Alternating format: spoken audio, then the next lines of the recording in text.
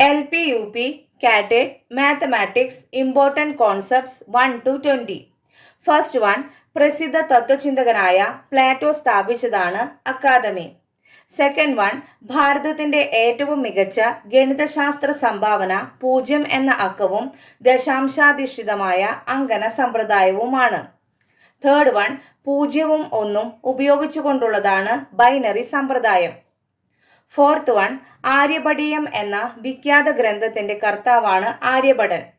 Fifth one, സിദ്ധാന്ത ശിരോമണി എന്ന ഗ്രന്ഥത്തിന്റെ ഒരു ഭാഗം മാത്രമാണ് ലീലാവതി എന്ന ഗ്രന്ഥം. ലീലാവതിയിൽ 278 ശ്ലോകങ്ങളാണുള്ളത്.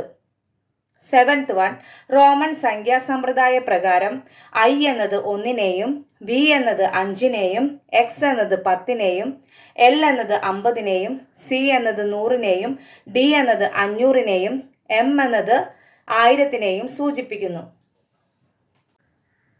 എയ്ത്ത് വൺ, ബ്രഹ്മസ്ഫുട സിദ്ധാന്തമാണ് ബ്രഹ്മഗുപ്തന്റെ ഏറ്റവും പ്രമുഖ കൃതി. നയൻത്ത് വൺ, ഭൂമി എന്നർത്ഥമുള്ള ജിയോ, അളവ് എന്നർത്ഥമുള്ള മെട്രി എന്നീ വാക്കുകൾ ചേർന്ന് ഭൂമിയുടെ അളവ് എന്നർത്ഥമുള്ള ജോമെട്രി എന്ന പദം രൂപപ്പെട്ടു. ടെൻത്ത് വൺ, ജാമിതിയുടെ പിതാവായി അറിയപ്പെടുന്നത് ഗ്രീക്ക് ഗണിതശാസ്ത്രജ്ഞനായിരുന്ന യൂക്ലിഡ് ആണ്. 11th വൺ, പൂജ്യത്തിന്റെ വില അനന്തമാണെന്ന് കണ്ടെത്തിയ ആദ്യത്തെ ഗണിതശാസ്ത്രജ്ഞനാണ് ഭാസ്കരാചാര്യർ. 12th വൺ, ചിന്തയെക്കുറിച്ചുള്ള ചിന്ത, മെറ്റാ തിങ്കിങ്. പ്രവർത്തനങ്ങളിലൂടെ കടന്നു പോവുകയും പ്രശ്നങ്ങൾ നിർദ്ധാരണം ചെയ്യുകയും ചെയ്ത ഒരു കുട്ടി താൻ കടന്നുപോയ വഴികളെയും ഘട്ടങ്ങളെയും വിലയിരുത്തുകയും ആവശ്യമായ തിരുത്തലുകൾ വരുത്തുകയും ചെയ്യുന്ന പ്രക്രിയയാണ് ചിന്തയെക്കുറിച്ചുള്ള ചിന്ത, meta thinking. 13th one, ELPS, experience, language, picture, symbol. അനുഭവം, ഭാഷ, ചിത്രം, പ്രതീകം.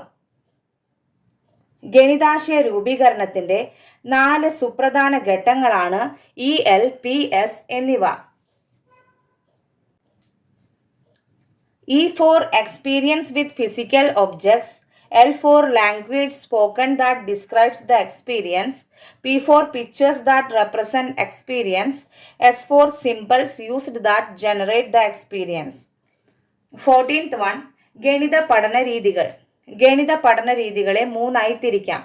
ഫസ്റ്റ് വൺ, ആശയങ്ങൾ, തത്വങ്ങൾ, നിർവചനങ്ങൾ തുടങ്ങിയവയുടെ ബോധനത്തിന് ഉപയോഗിക്കുന്ന രീതികൾ. ഉദാഹരണം ആഗമന രീതി, നിഗമന രീതി. സെക്കൻഡ് വൺ, പ്രശ്ന നിർദ്ധാരണത്തിന് പ്രയോജനപ്പെടുത്താവുന്ന രീതികൾ. ഉദാഹരണം അപഗ്രഥന, ഉദ്ഗ്രഥന രീതി.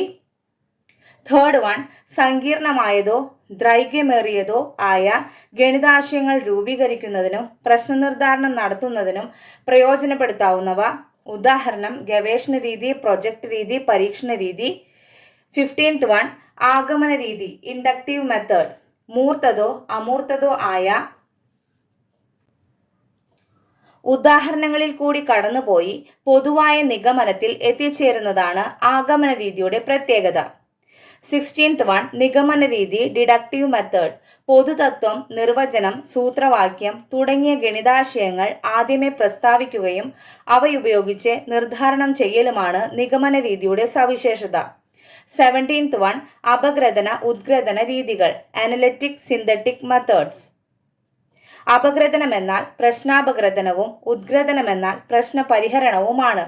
അപഗ്രഥന ഘട്ടത്തിൽ ചോദ്യത്തിൽ എന്തെല്ലാം തന്നിട്ടുണ്ട്, എന്താണ് കണ്ടുപിടിക്കേണ്ടത്, കൂടുതൽ ആവശ്യമായ വിവരങ്ങൾ എന്തൊക്കെ, സൂത്രവാക്യങ്ങൾ ഉപയോഗിക്കേണ്ടതുണ്ടോ, ഇനിയും കണ്ടെത്തേണ്ട ഡാറ്റകൾ ഏതെല്ലാം തുടങ്ങിയ കാര്യങ്ങൾ കുട്ടികൾ മനസ്സിലാക്കണം. ഉദ്ഗ്രഥന ഘട്ടത്തിൽ മേൽ കണ്ടെത്തിയ വിവരങ്ങൾ ഉപയോഗിച്ച് അനുയോജ്യമായ ക്രിയാരീതികളും സൂത്രവാക്യങ്ങളും ഉപയോഗിച്ച് ഉത്തരം കണ്ടെത്തണം. 18th വൺ, നികീർണ പാഠ്യപദ്ധതി, ഹിഡൻ കരിക്കുലം. പാഠ്യപദ്ധതി വിനിമയത്തിലൂടെ പഠിതാക്കൾ അറിയാതെ നേടുന്ന മൂല്യങ്ങൾ, അനുഭവങ്ങൾ, മനോഭാവങ്ങൾ, നൈപുണ്യങ്ങൾ, സാമൂഹ്യ സഹകരണ ധാരണകൾ തുടങ്ങിയവയാണ് ഹിഡൻ കരിക്കുലാർ മേഖലകൾ. പാഠ്യപദ്ധതി നിർമ്മാതാക്കൾ ബോധപൂർവം ഉൾപ്പെടുത്തുന്ന ഇത്തരം ഘടകങ്ങൾ പഠിതാക്കൾ അറിയാതെ വിവിധ വിനിമയ തന്ത്രങ്ങളിലൂടെ അവരിൽ സന്നിവേശിപ്പിക്കുകയാണ് ചെയ്യുന്നത്. 19th വൺ, തുറന്ന ചോദ്യങ്ങൾ. ഒരു ചോദ്യത്തിന് ഒരു ഉത്തരം, ഒരു വഴി എന്നതിൽ നിന്ന് മാറി വ്യത്യസ്ത ഉത്തരങ്ങളും വിവിധതരം വഴികളും ഉള്ളതാണ് തുറന്ന ചോദ്യങ്ങൾ.